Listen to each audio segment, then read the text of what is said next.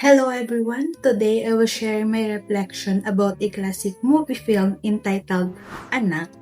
This movie film released years ago but it remains painful yet necessary mirror to all Filipino families. But before I share my reflection, I will first watch the movie. So let's get started!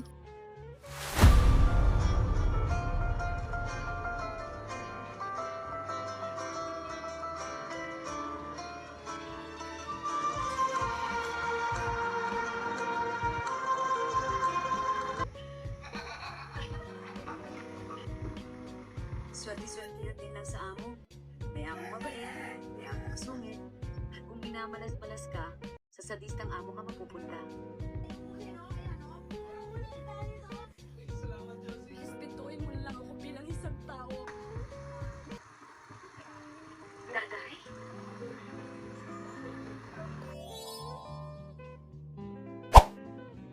After watching the movie film entitled Anak, this is what I thought, learned, and realized. The scene of confrontation between Josie and Carla, grabe, it was so heartbreaking.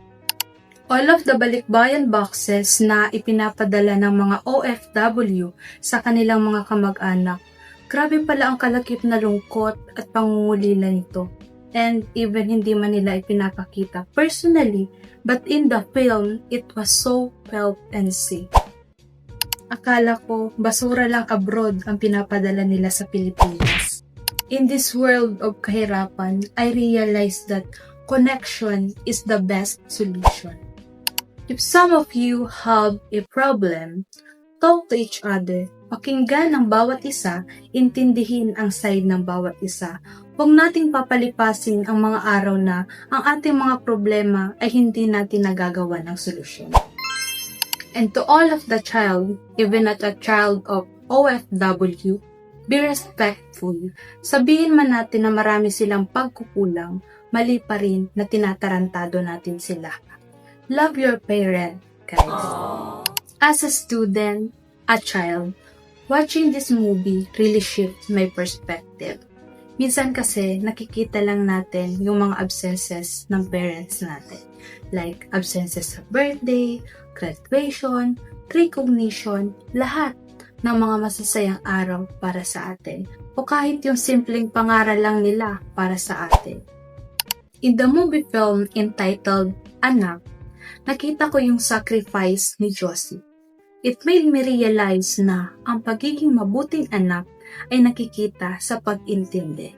Sa mga silent battles ng ating mga magulang, hindi man natin ito madalas nakikita, but they are all fighting for our best in the future. Sabi nga nila, wala ito, tayo kung wala sila. To all of the OFW and child of OFW, this movie film entitled Anak is all for you. Ito ay nagpapaalala na ang pagmamahal ay hindi nasusukat sa material na bagay, kundi ito ay nakikita sa pag-unawa at pagpapatawad. Thank you for watching my reflection video. Ingat po kayo. Bye-bye!